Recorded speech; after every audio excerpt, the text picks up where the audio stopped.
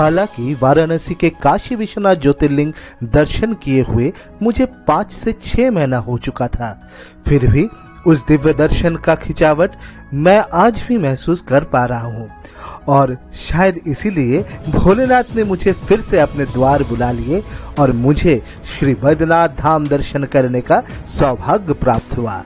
नमस्कार दोस्तों, मैं आप सभी को फिर से स्वागत करता हूं आप सभी के चहेते channel travel and information for you पर। आज के इस वीडियो में मैं आप सभी के साथ शेयर करूंगा मेरे weekend trip to Deoghar from Kolkata, जहां मैं बैद्यनाथ धाम, वासुकीनाथ धाम, नौलखा मंदिर, अनुकूल ठाकुर आश्रम जैसे प्रमुख धार्मिक स्थान दर्शन किया। सो कुर्सी की पेटी बांध लीजिए और वीडियो को आखिर तक देखिए बिना स्किप किए और जुड़ जाइए आपके चैनल के साथ। शुरू करने से पहले वीडियो को लाइक और शेयर कीजिए, चैनल को सब्सक्राइब कीजिए, बेल आइकन दबाइए और ऑल नोटिफिकेशंस ऑन करना मत भूलिएगा। भारत के झारखंड राज्य में स्थित है Deoghar, which is very well connected by flight, railways and roadways with all the states। मैं मेरा सफर कोलकाता के हावड़ा रेलवे स्टेशन से शुरू किया था via Howrah to Jasidih Vande Bharat express. After my first train journey by Vande Bharat Express, I must say railway service has taken a new leap by the super fast speed, super relaxing recliners along with super delicious refreshments and onboard staff services। और सही में मेरा देश बदल चुका है। By flight आपको Deoghar airport पहुंच के ऑटो या प्राइवेट कार से अपना निर्धारित होटल पहुंच सकेंगे। जसीडीह से बाय ऑटो मैं पहले देवघर पहुंचा and checked in hotel Rameshwaram near Deoghar bus stand. I must say the hotel was very well maintained with proper cleanliness and well behaved staffs. Next day early morning at 6 AM I reach to Shri Baidyanath Dham, जो कि भगवान शिव जी के 12 ज्योतिर्लिंगों में से 9वां ज्योतिर्लिंग है। गर्भगृह दर्शन आप general और वीआईपी लाइन से कर सकते हैं। जनरल लाइन में आपको 2 से 3 घंटा नॉर्मल डेज में लग जाएगा। वीआईपी लाइन में with in 40 minutes Darshan complete किया जा सकता है। मैं 250 रुपया का वीआईपी पास लेके मेरी माताजी के साथ लाइन में लग गया और करीबन 30 मिनट में गर्भगृह के अंदर पहुंच गया। मैंने एक पंडित जी से बाबा बैद्यनाथ का पूजा करवाया और पंचामृत अभिषेक भी किया और शिवलिंग को छू के आशीर्वाद लिया।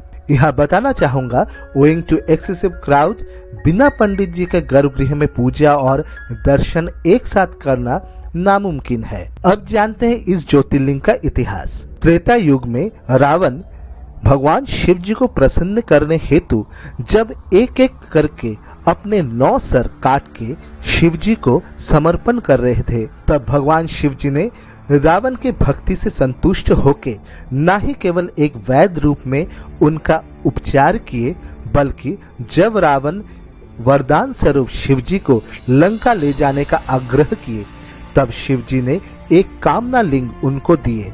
शर्त स्वरूप ये भी बताए, अगर इस लिंग को रास्ते में कहीं भी रावण ने रख दिया तो वहां ही विराजमान हो जाएंगे।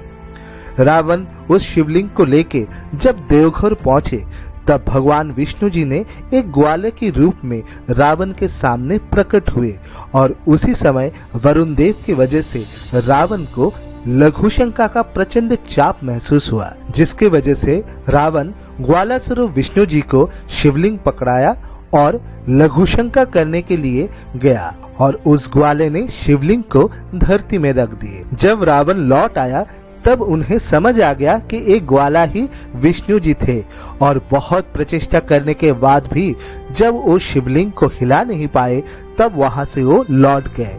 तब से भोलेनाथ इस जगह बैद्यनाथ ज्योतिर्लिंग के रूप में विराजमान है। क्योंकि शिव जी ने रावण का उपचार एक वैद्य रूप में किए थे, इसीलिए इस ज्योतिर्लिंग का नाम बैद्यनाथ पड़ा और इस कामना लिंग का पूजा करने से हर एक इंसान का मनोकामना पूर्ण होती है। उसी मंदिर के प्रांगण में जय दुर्गा शक्तिपीठ स्थापित है, जहां माता सती का हृदय कट के गिरा था, जिसके कारण इसे हृदय पीठ के नाम से भी जाना जाता है। उसी मंदिर के प्रांगण में और भी 20 मंदिर स्थित है जो कि विभिन्न देवी देवताओं को समर्पित है। भक्ति के साथ ज्योतिर्लिंग, शक्तिपीठ और विभिन्न देवी देवताओं का दर्शन और पूजा करने के बाद मैं होटल लौट आया और कुछ देर रेस्ट करके मैं मेरे प्री बुक्ड कैब से निकल पड़ा देवघर दर्शन के लिए। सबसे पहले मैं पहुंच गया श्री बलानंद ब्रह्मचारी आश्रम। श्री बलानंद महाराज जी सनातन धर्म के एक प्रमुख संत और धर्म गुरुओं में से एक है और ये आश्रम उन्हें ही समर्पित है। गुरु जी का आशीर्वाद लेके मैं पहुंच गया नौलखा मंदिर जो कि समर्पित है श्री राधा कृष्ण जी को। इस मंदिर का निर्माण 18th सेंचुरी में कोलकाता के महारानी चारुशिला द्वारा करवाया गया था और क्योंकि इस मंदिर को बनाने में तत्कालीन 9 लाख रुपया का खर्चा आया था, इसलिए इस मंदिर का नाम नौलखा मंदिर पड़ा। मंदिर में श्री राधा कृष्ण भगवान का दर्शन से मन गदगद होता है और उनका आशीर्वाद लेके मैं निकल पड़ा वासुकीनाथ धाम की ओर जो कि देवघर से लगभग 45 किलोमीटर दूरी में स्थित है और भोलेनाथ को समर्पित है। मान्यता है कि बाबा बैद्यनाथ का दर्शन वासुकीनाथ मंदिर दर्शन करने के बाद ही संपूर्ण होती है। उधर पहुंच के मैं शिवलिंग पे दूध और जल चढ़ाया और शिव जी का आशीर्वाद लिया। भोलेनाथ का दर्शन और पूजा संपन्न करके मैं उसी मंदिर के प्रांगण में स्थित माता पार्वती के मंदिर भी दर्शन किया। इसके अलावा उसी मंदिर प्रांगण में और भी बहुत सारे मंदिर जैसे कि माता काली मंदिर, काल भैरव मंदिर, विष्णु मंदिर स्थित है जहां मैंने दर्शन किया। मंदिर के शांत और स्निग्ध वातावरण मन को शांति प्रदान कर रहा था।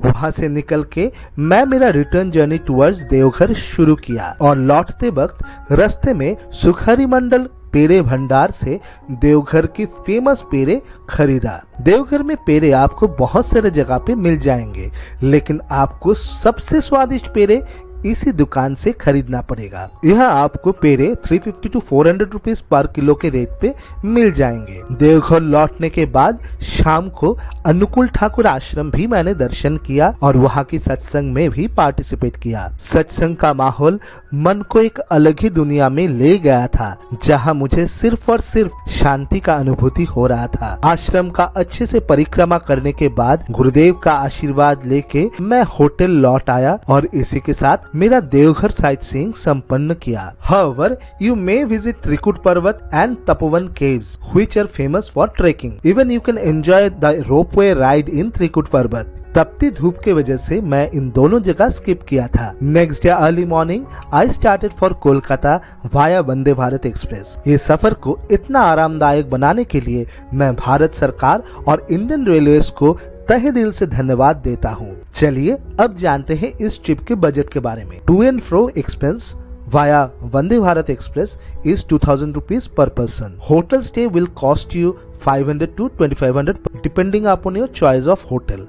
However, you may opt for dharmashala or guest house in any ashram with prior contact and at cheaper rates. For food, your maximum expense will be 500 rupees. Cab or auto rent for one day sightseeing will be around 1500 to 2500 rupees. So your total trip budget from Kolkata to Devghar via Vande Bharat Express with 2 night stay including one day auto or cab booking will range from 5000 to 8000 rupees. इसी के साथ मैं आज के episode संपन्न करता हूँ। आशा करता हूँ आप सभी को वीडियो पसंद आया होगा। वीडियो को लाइक और शेयर कीजिए और चैनल को सब्सक्राइब करना मत भूलिएगा। बहुत जल्द आप सभी से फिर से मुलाकात होगा with my next series on Puri Bhubaneswar. तब तक के लिए आप सभी से मैं विदा लेता हूँ।